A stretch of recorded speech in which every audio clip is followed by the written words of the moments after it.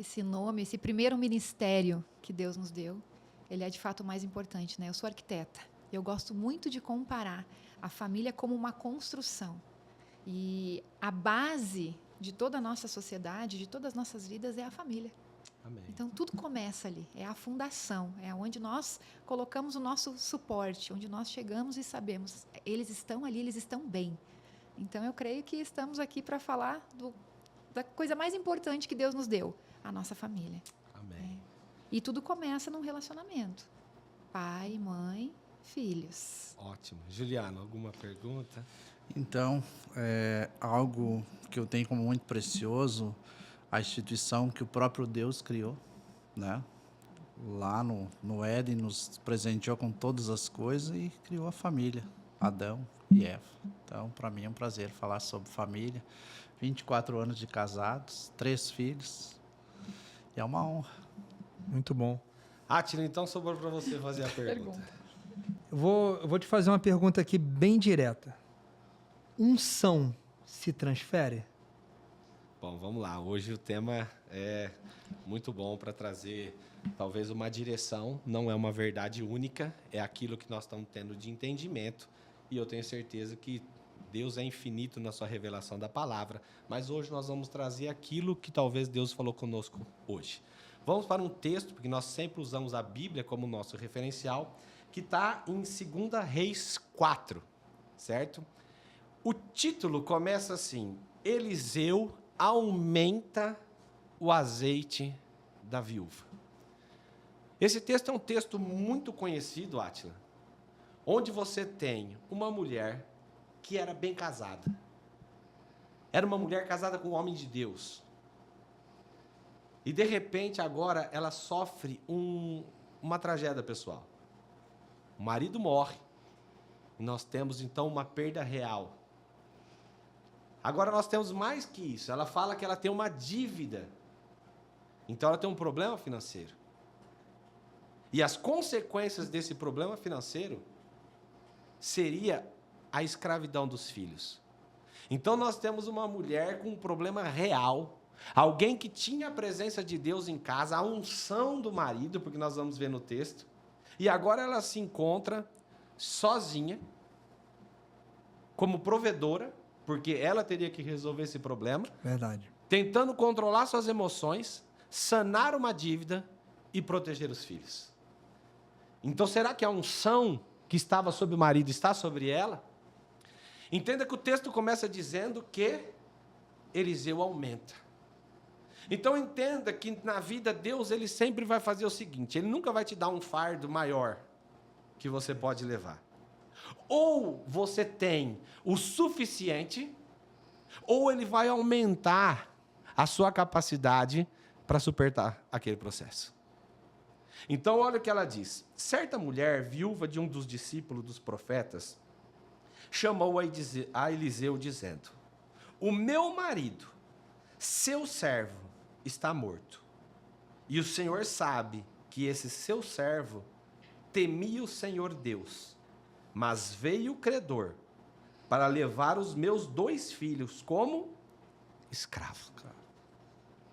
Então, olha só. A unção não se transfere, mas ela dá direção.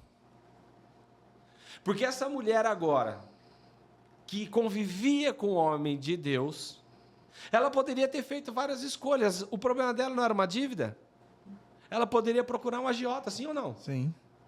Ela poderia procurar um banco, sim ou não? Com certeza. Ela poderia buscar um vizinho, um parente.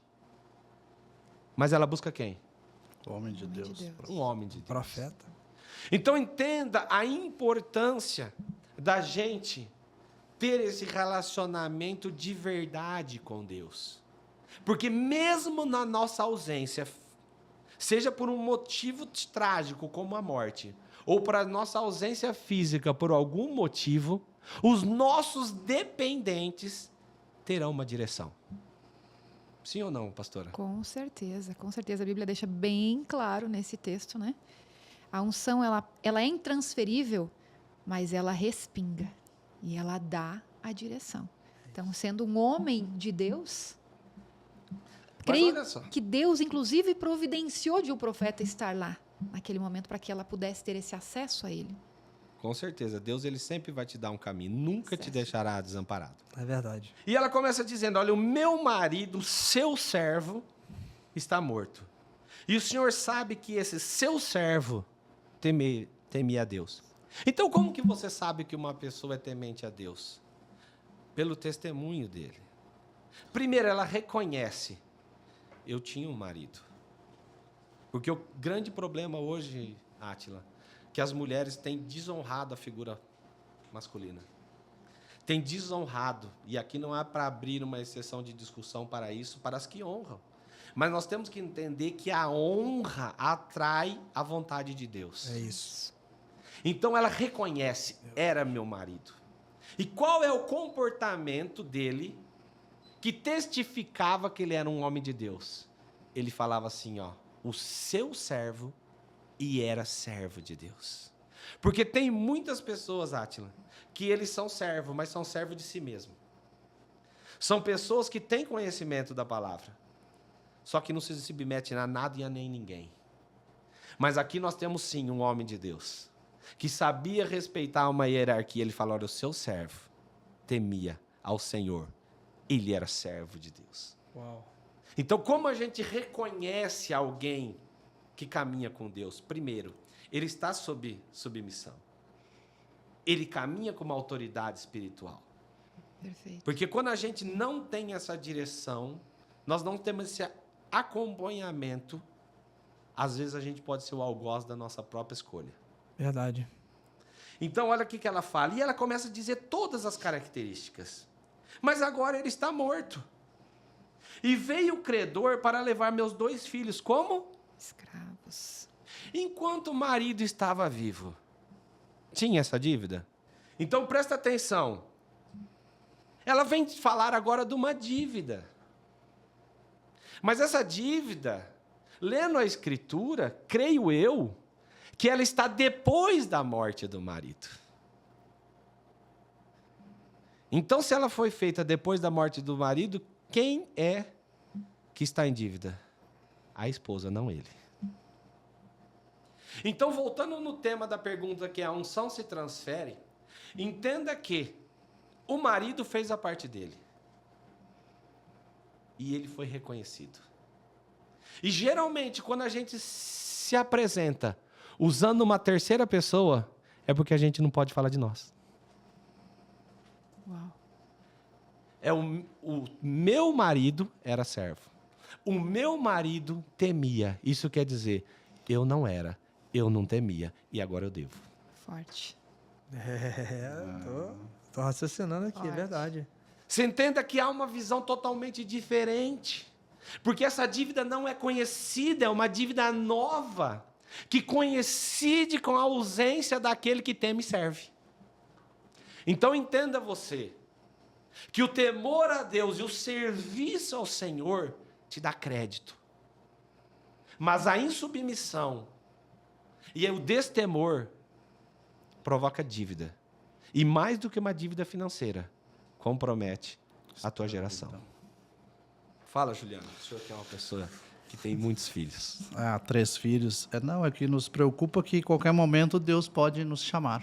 E nesse caso, perdeu o sacerdote da casa e comprometeu até os filhos, né? Geração. Poderia ser escravo, mas graças ao Pai, a gente sabe, seguindo o texto, que conquistou o coração da mãe, Deus atingiu a mãe, fez o milagre e salvou os filhos da escravidão.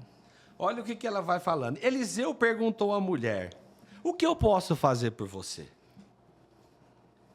Por que será que o profeta, alguém que recebe a direção de Deus, guiado por Deus, faz uma pergunta de Deus para ela?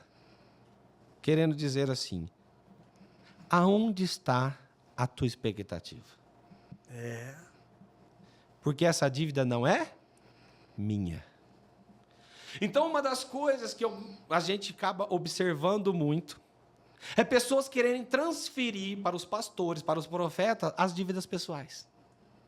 Ore por mim, jejue por mim, paga meu aluguel, paga o período do meu carro. Sim ou não? Isso eu não estou falando que eu estou generalizando, eu estou te dando exemplos práticos. Aqui não são críticas, mas coisas que acontecem no dia a dia, a gente não pode fechar, né? Fingir que isso não acontece. Mas se a gente não tiver a clareza de entender que a palavra nos esclarece se você teme, se você tem fé, a resposta vem de quem? Fala, Adi. Você tem fé, a resposta vem do alto.